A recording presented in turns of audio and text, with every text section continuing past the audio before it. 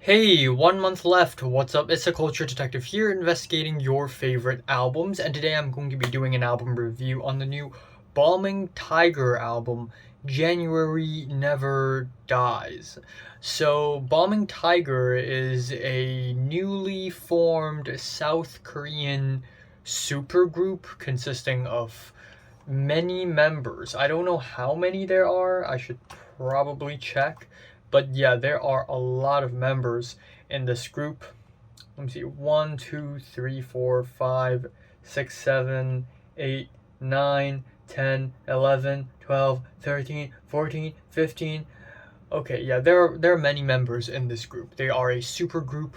Essentially, just think of them as like the South Korean equivalent of Brockhampton, and they basically make all sorts of music, primarily rap music, but also they fuse it with rock and pop and electronic and basically anything you can think of. They also try a little bit of. So this album is actually recommended to me by one of my viewers, and usually I don't take review requests because if I take one, then a lot of people will be requesting reviews, and it's very silly. But I've never listened to. I feel like I don't listen to enough Korean music, so this is definitely something that I'm interested in checking out.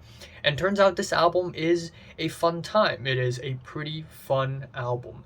The first two tracks are two bangers, in my opinion. We have BTB, and immediately starts off, and it sounds like Brockhampton. It sounds like saturation era Brockhampton with its braggadocious rap verses, the distorted bass, and the boom bap beats, occasionally exploding with messy, jazzy horns, and then it sort of quietly transitions into spacey, cutesy, sweet pop outro with soft female vocals that I can only describe as Gen Z female vocals because of how soft and how young it sounds, I guess.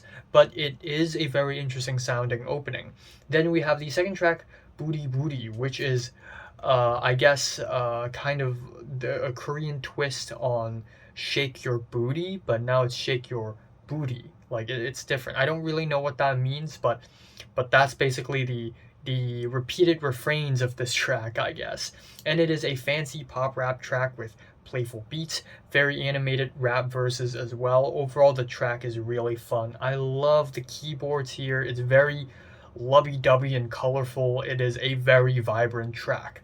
Following that, we have Pigeon in Plastic, which is an airy interlude, but I feel like I'm being hit with 19 layers of audio or something, because every single second something new happens in the left and right channel. It's very overwhelming. Then we have Body Coke, and lyrically, this is really weird to say the least, because at first this track sounds like it's something sexual, like, oh, you the rapper in question compares pussy to Coca-Cola, but then you also get these lyrics like, I'll write a city like a Martin Luther, not Martin Luther King, by the way, Martin Luther, and then the next line being about like, if I don't succeed, I'll commit suicide. It's really weird. It's basically like they take all these American pop rap lyrics, throw it into a meat grinder, and this is what comes out of it. And then we have group yells and funky guitars and low-key beats. It's a very fun listen, but also lyrically very confusing. Then we have Kamehameha, which is a slow pop rap track with drunken yells, cartoony musical instrumentations. It's like they turn a cheeky children folk song in Korea, but then upgrade it into this rap rock explosion, especially with that rock breakdown near the end of the track. It sounds really interesting. Didn't really like it all that much in the first listen, but it sort of grew on me. 5-5 Dharma.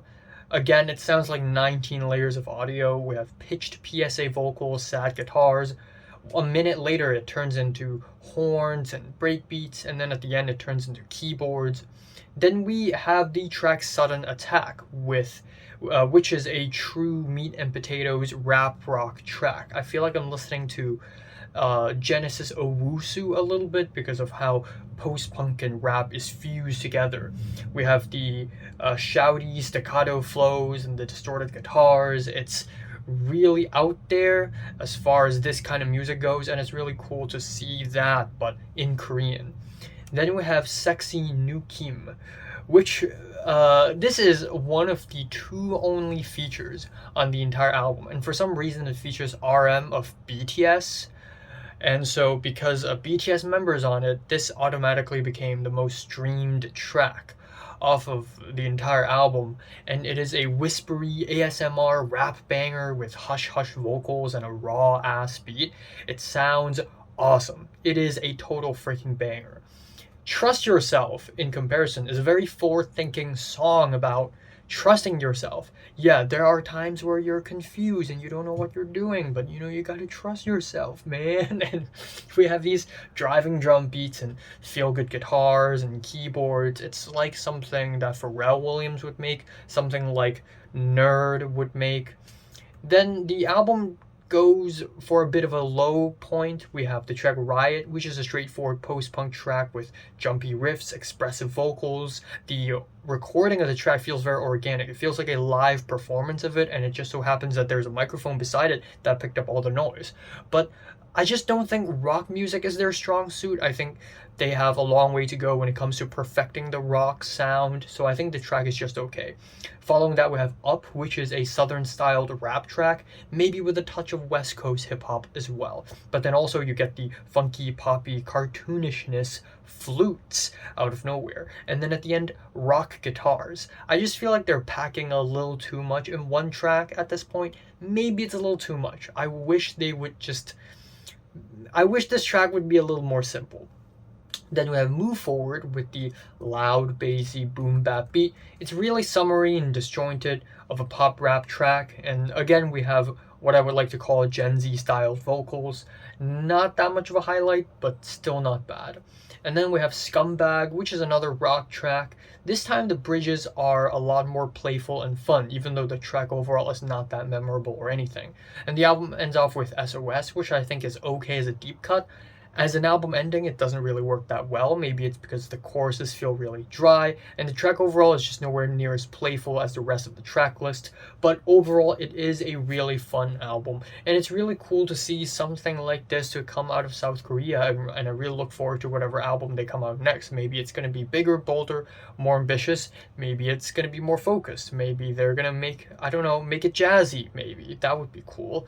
I'm giving this new Balming Tiger album, January Never Dies, a strong 7 to a light 8 out of 10. So have a listen to the new Balming Tiger album. Comments below, let me know, subscribe if you want more, and thanks for watching. Next album review, Aesop Rock. And then AJR, yeah.